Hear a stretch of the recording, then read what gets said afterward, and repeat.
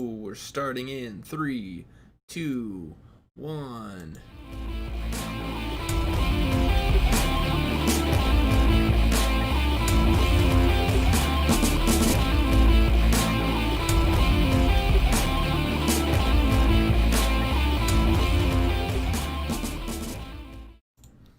Welcome everybody to Geekvice episode 291, proving any vice with enough geek can become a virtue. In case you forgot, my name's Morph. That man's Kip. Good evening, Kip.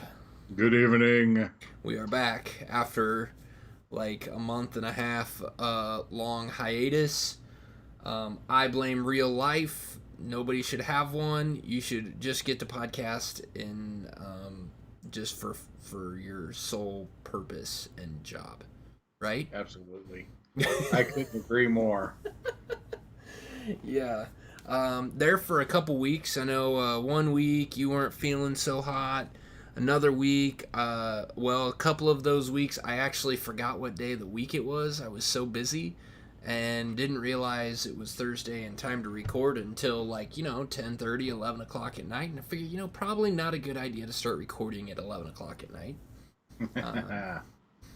Oh yeah, I thought I would never in my life be like, I don't know what day of the week it is, but here lately, I've had to ask people, what day of the week is it actually? Yeah. I went to lunch with a coworker and I was telling him a story of something that happened earlier in the week. He said, and I think that happened Tuesday. Is today Wednesday? He's like, yeah. And he just started laughing at me. He's like, yeah, so it happened yesterday. Yeah. Oh, yeah. Well, and this week has really kind of thrown some stuff off for me because we were home during the weekend and then went out of town on Sunday and came back on Tuesday. So that threw everything off because even Sunday when we were getting ready to leave to go camping, I was like, oh, it's Friday. And while we were camping, I'm like, oh, it's Saturday. And then we're coming back on Sunday. We get back, I'm like, oh, man, I really don't want to have to start work on Monday. And one of my neighbors looked at me like, you realize it's Tuesday, right? And I'm like, oh, I only got a 3-day work week this week. All right. Score! Like one of those few times where forgetting what day it was actually turned out to be a benefit. Yeah, no, it's been it always happens where you think it's Friday and it's like Thursday. So at least you had the opposite of that. Yeah, right. So, what have you been up to, man? I mean, we've decided to throw the script out the window. The script that we actually use on this show. For those of you that don't know, there is no script. We have no idea what we're doing. Yeah, we just have to write our names down so we remember who we are. That's pretty much as far as it gets. Yeah. For this week, all I did is wrote the intro, and that's it. So we got nothing now. So we got 6 weeks to cover of everything that we've missed out on. Stories, topics, anything that you've been through. This is a glimpse in the life of Kip and Morph. So Kip, what is a glimpse in your life? Well, it's pretty boring, for one. So I decided I'm going to make changes. Uh-oh. So I realized there's things that I used to do that I'm not doing anymore. So one of them is I own a telescope. Oh, yeah. It's been in the basement for years. So I got the thing out, cleaned it all up. Actually got some more lenses for it. And I'm going to do some stargazing this weekend, as a matter of fact. That's cool. Found a place that is actually a cricket field. Where at? That's wide open, and it's in the southern part of town, so the light pollution to the south, where everything you'd want to see won't be as high. Oh, nice. Where is this at? It's Is like it college and almost to K7.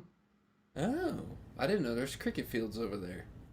I didn't either. I just was cruising on Google Earth, just looking for a place that looked wide open and no, and Yeah. southern part of the city. I actually found a park in Olathe that I thought would be perfect. It said on Google Maps it's open 24 hours, but you go to the website and it says the gates close at 10. So I called the city of Olathe and gates close at 10, so I couldn't use that park. Ah. So I just kind of stayed in that area and just kind of made a circle pattern just coming out of there, and found this cricket field, and it's on a dead end road. It has a porta potty, trash cans. It's perfect. As long as Nice. there's not a night cricket match, which I don't know if they play cricket at night because I didn't see any lights, we should be good. Yeah, I don't mean, well, they usually they don't play at night. The little bit that I know of cricket is that those games will run multiple days, but they usually stop at a certain point and then pick up the game the next day. Yeah, But that's yeah, kind of what I thought. And since I didn't see any great big grandstand stadium lighting, I yeah. figured we were safe to be there after dark. Yeah. After dark. There you go, Eddie. That one's for you. Yeah, that's really cool. Like, I'll look forward to seeing some of the. Did you had also said that you had gotten an adapter to be able to hook up your phone to your telescope so you could Yeah, take pictures? yeah. So one of the things I want to do is snap a few pictures, Yeah, see what that's it looks cool. like. Yeah, that'd be really cool. Yeah, if I get some good ones, I'll put them on the Facebook page. There you go. Even if I get Okay, some bad ones, I'll put them on the Facebook page. sure. Yeah, Yeah, so that. So every day at lunch, pretty much, I've been just parking myself on the couch and playing Call of Duty. So I decided I need to break myself from that. So at lunchtime, I've been going down to the basement and playing drums for half an hour, 45 minutes. there you go. Yeah. Work Getting up a little back. bit of a sweat, Yeah. get my chops back, which, whew, if I had to play a song right now, it would be horrible. Oof. That's fair. That's fair. So, yeah, so you you think about what would you do if you were quarantined? It's like, well, I finally get to do all these things that I've been putting off. No, you don't. You don't do No, those things. yeah. Well, some of us do those things. I've been getting stuff. I've been doing projects, is what I've been doing. Projects here, projects there. Really, none of them that are stuff that I really want to do. It's more stuff that needs to get done that I haven't had time to do. But we've been really busy for the last couple weeks with our weekends being filled with stuff because sports are starting to pick back up now. Yeah. So a few weeks ago, well, a couple months ago, we got asked to. Oh, I didn't get asked. Well, I guess I got asked for my son. My oldest one, Reese, got asked to play on a soccer team, a 3v3 team for a tournament that some kids were just putting together.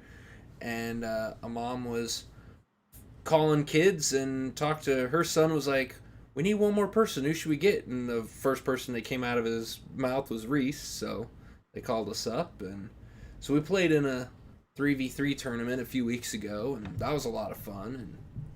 And I got to see Reese got to play with, he only knew one other kid on the team. So um, it was an example of being able to just step in and play. And being able to mesh well and not being having the confidence to be able to just walk on and play. And like it was so if you've listened to the show and you listen to me talk about soccer, my kids play for the Legends Soccer Club, and one of the big things that the Legends Soccer Club promotes is their goal is not to create soccer players, but is to create brave, creative leaders outside of soccer as well as in soccer. Use some of the things, using sports to develop personalities and confidence and creativity so that you can like use that even if soccer isn't a career choice for you. And one of the things that I always find interesting is their teams never really, at young ages, they don't put the same kids together every year. So it's always new kids coming in and out. It's always new teams. They shuffle everything around. It's so you kind of get used to playing with like walking in and not being afraid of playing with people you've never met before. It's like, you ever get like you remember your first day of school and you're like, man, getting a little nervous because you have no idea you're afraid you're gonna go in and not know anyone in your class or first day at a new job. You're like, that little anxiousness that Oh comes from yeah. that. He doesn't have that because he's so used to walking in and he's the club has built a confidence in him that he now just is like, man, doesn't really matter if I know anybody there or not. I'm gonna go in, I'm gonna do what I do, and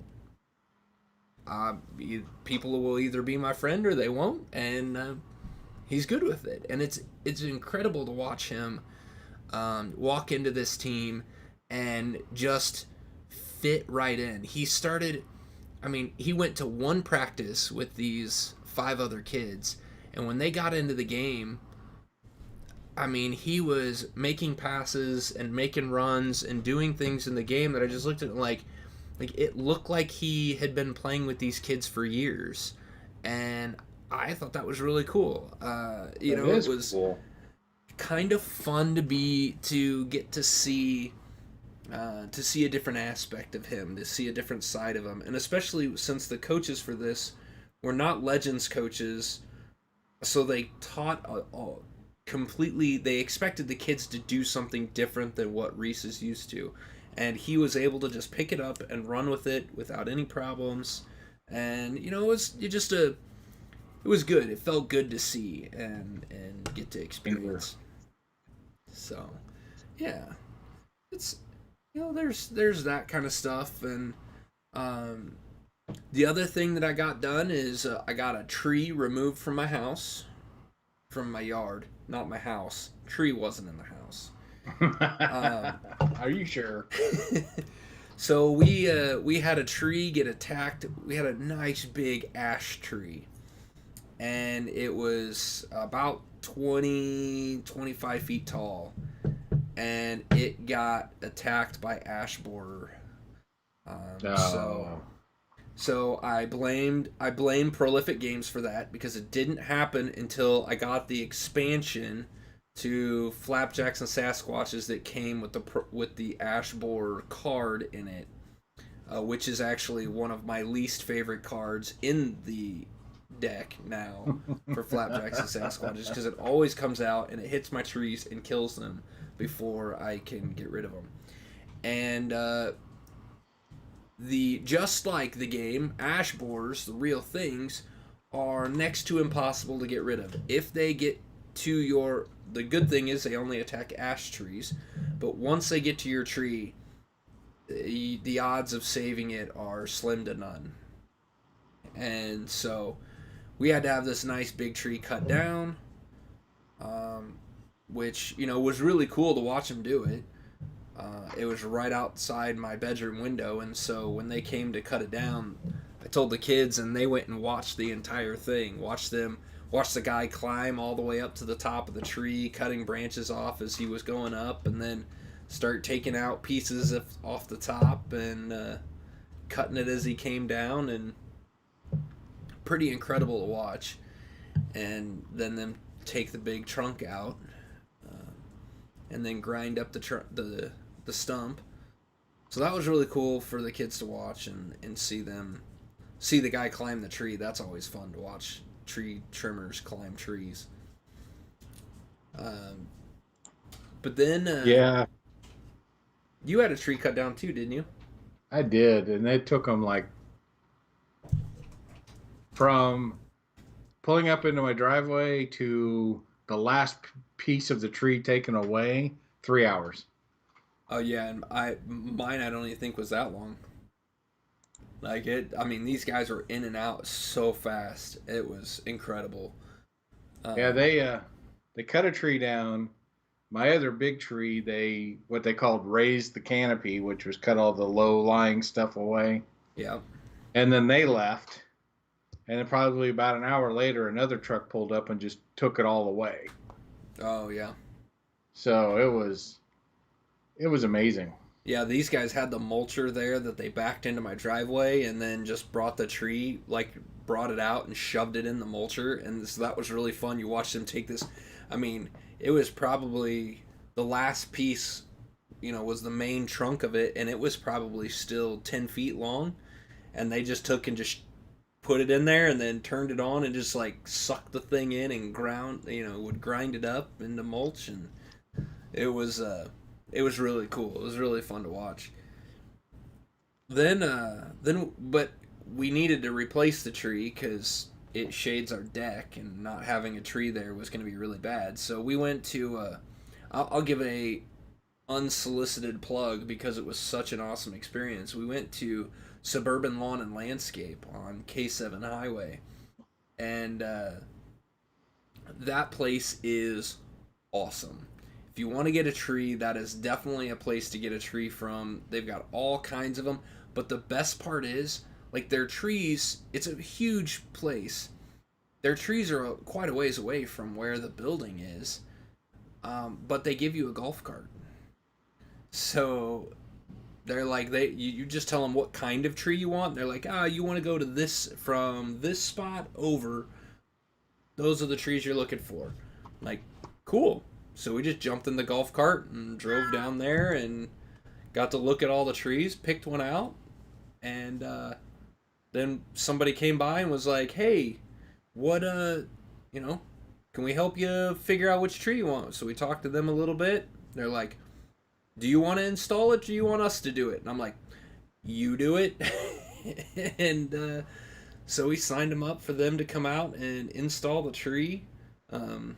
So they dig the hole, and that was the other thing that was crazy to watch because it was just two guys came out, dug a giant hole for this root ball, filled it up with new dirt, put the tree in, and even staked it down and put the support ties to it to hold the tree straight, and even watered it. So it got a new tree in. It's about it's probably somewhere between 8 and 10 feet tall now. So, Nice.